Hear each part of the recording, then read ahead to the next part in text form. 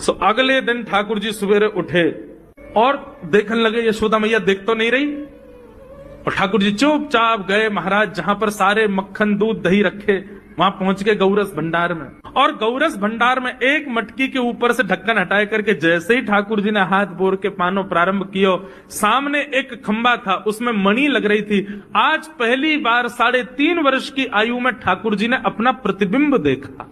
ठाकुर जी ने जैसे ही प्रतिबिंब में अपने रूप को देखा, अपने रूप को देख करके ठाकुर जी बोले, हो तू भी आयो यहां चोरी करवे? अपने आप से बात कर रहे हैं ठाकुर जी। अरे मैंने कही तो हती अपने अपने घर में चोरी करनी है, तू दारी के मेरे घर में आगो चोरी करवे? ठाकुर जी अपने प्रतिबिंब से बात कर रहे हैं। अब गौरस भंडार में ठाकुर जी की आवाज गूंज रही थी और वो गूंजते हुए रसोई घर में जा रही थी। रसोई में मैया ने सुनी, बोले ये लाला कहां थे बोल लो है, उठ गयो कन्हैया? मुझको पतो भी ना चली, नूपुरन की आवाज ना आई। मैया दौड़ करके गई तो देखा ढूंढते ढूंढते गौरस भंडार में ठाकुर जी अपने प्रतिबिंब से बात कर रहे हैं। कितनी सुंदर झांकी है ठाकुर जी की। ठाकुर जी मक्खन पा रहे हैं। बोले अच्छा अब आ तो गए हो यहाँ पे, लेकिन सुन चुपचाप चोरी करके भाग जाइयो, मेरी मैया बहुत मारेगी तोकू। बाकू यदि पतो चल गई तू चोरी कर रहा है तोकू उखलते बांध देगी, मेरी मैया बहुत मारेगी। चुपचाप चोरी कर और निकल ले यहाँ से। ठाकुर जी चोरी की बात कर रहे थे, यशोदा मैया ने पीछे से सुनी, लाला ओ कन्हैया। ठाकुर जी घबरा गए, मैया कैसे आ गई? हाँ मैया, कौन से बात कर रहे हो तू? अरे मैया देख हमारे घर में चोर घुसायो है।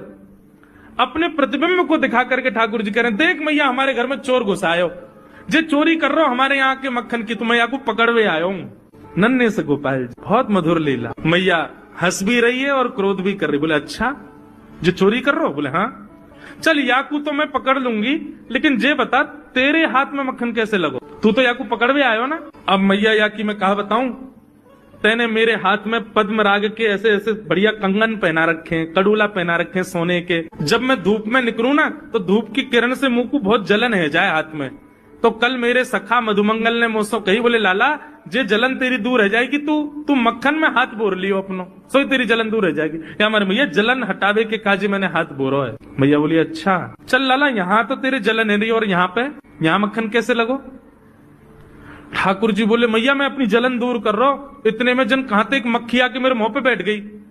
बाकू उड़ावे के काजे मैंने जैसे मुंह पे हाथ किया सो मक्खन मेरे मुंह पे लग गो। मैया बोली लाला तू चोरी भी करन लगो और अब झूठ भी बोलन लगो मुझसे।